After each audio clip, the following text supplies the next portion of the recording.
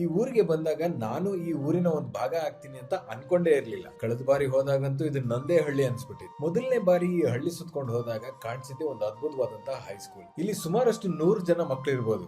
ಒಬ್ಬೊಬ್ರು ಮುಖದಲ್ಲೂ ಅದೇನ್ ಕಳೆ ಅಂತೀರಾ, ಆಹಾ, ಬ್ರೈಟ್ ಮಕ್ಕಳು, ಮೋಟಿವೇಟೆಡ್ ಟೀಚರ್ಸ್. ಸ್ಕೂಲ್ ಏನೋ ಚೆನ್ನಾಗೇ ಇತ್ತು, ಬಟ್ ಸ್ಕೂಲ್ ಅಲ್ಲಿ ಎಲೆಕ್ಟ್ರಿಕಲ್ ಕನೆಕ್ಷನ್ಸ್ ಇರ್ಲಿಲ್ಲ. ಫ್ಯಾನ್, ಟ್ಯೂಬ್ ಲೈಟ್, ಬಲ್ಬು ಯಾವ್ದು ಇರ್ಲಿಲ್ಲ. ಪಟ್ ಅಂತ ಇದನ್ನೆಲ್ಲ ರೆಡಿ ಮಾಡ್ಕೊಟ್ಬಿಟ್ವಿ. ಬೇಸಿಗೆಗಾಲದಲ್ಲಿ ಪಾಠ ಮಾಡೋ ಟೀಚರ್ ಗಳಿಗೂ ಕಷ್ಟ, ಹೇಳಿಸ್ಕೊಳ್ಳೋ ಮಕ್ಕಳುಗಳಿಗೂ ಕಷ್ಟ. ಈ ಕಾಲದಲ್ಲಿ ಎಜುಕೇಶನ್ ತುಂಬಾ ಟೆಕ್ನಾಲಜಿ ಓರಿಯೆಂಟೆಡ್ ಆಗಿರೋದ್ರಿಂದ ಎಲೆಕ್ಟ್ರಿಕಲ್ ಕನೆಕ್ಷನ್ ವಾಸ್ ದ ಬೇರ್ minimum A school should have. ಇದ್ರ ಜೊತೆಗೆ ಮಕ್ಕಳಿಗೆ ಓದಕ್ ಬೇಕಾಗಿರುವಂತ ಒಂದಷ್ಟು ಸಾಮಗ್ರಿಗಳನ್ನ ಕೂಡ ಕೊಟ್ಟಿದ್ವಿ. ಈ ಗ್ಯಾಪ್ ಅಲ್ಲಿ ಕಂಡಿದ್ದೆ ಒಂದು ಸಣ್ಣ ಹೂಳು ತುಂಬಿಕೊಂಡಿರುವಂತ ಕುಂಟೆ. ಈ ಕುಂಟೆನ್ ಕೂಡ ಅಭಿವೃದ್ಧಿ ಮಾಡ್ಲಿಕ್ಕೆ ಶುರು ಮಾಡಿದೀವಿ. ಇವತ್ತು ಈ ಸ್ಕೂಲ್ ಅವರು ನಮ್ಮನ್ನ ಅವರ ಒಂದು ಸರಸ್ವತಿ ಪೂಜೆ ದಿನಕ್ಕೆ ಕರೆದಿದ್ರು. ಸರಸ್ವತಿ ಪೂಜೆ ಅಂದ್ರೆ ಗೊತ್ತಲ್ಲ, 10th ಸ್ಟ್ಯಾಂಡರ್ಡ್ ಮಕ್ಕಳಿಗೆ ಹಾಲ್ ಟಿಕೆಟ್ ಕೊಡುವಂತ ದಿನ. ನಿಮಗೆಲ್ಲ ನಿಮ್ಮ ಸ್ಕೂಲ್ ಡೇಸ್ ನ ಸರಸ್ವತಿ ಪೂಜೆ ನೆನಪಿದ್ಯಾ? It was like a send off. So personally ನನಗೆ ಇದೊಂದು ರಿಮೈಂಡರ್. ನಮ್ಮ ದೇಶದ ಫ್ಯೂಚರ್ ಚೆನ್ನಾಗಿರಬೇಕು ಅಂದ್ರೆ ನಮ್ಮ ಮಕ್ಕಳ ಮೇಲೆ ಇನ್ವೆಸ್ಟ್ ಮಾಡಬೇಕು, ಮತ್ತೆ ನಮ್ಮ ನೇಚರ್ ಬ್ಯಾಲೆನ್ಸ್ ಮೇಲೆ ಇನ್ವೆಸ್ಟ್ ಮಾಡಬೇಕು. ಸೊ 10th ಸ್ಟ್ಯಾಂಡರ್ಡ್ ಎಕ್ಸಾಮ್ ಬರೀತಾ ಇರೋ ಎಲ್ಲ ಮಕ್ಕಳಿಗೂ ಆಲ್ ದಿ ಬೆಸ್ಟ್. ಇಷ್ಟು ಜನ ಮಕ್ಕಳನ್ನ ತಯಾರು ಮಾಡಿರುವಂತಹ ಎಲ್ಲ ಟೀಚರ್ ಗಳಿಗೂ ಥ್ಯಾಂಕ್ ಯು. ಬನ್ನಿ ಈ ಒಂದು ಜರ್ನಿಯಲ್ಲಿ ನಾವೆಲ್ಲ ಒಟ್ಟಾಗಿ ನಮ್ಮ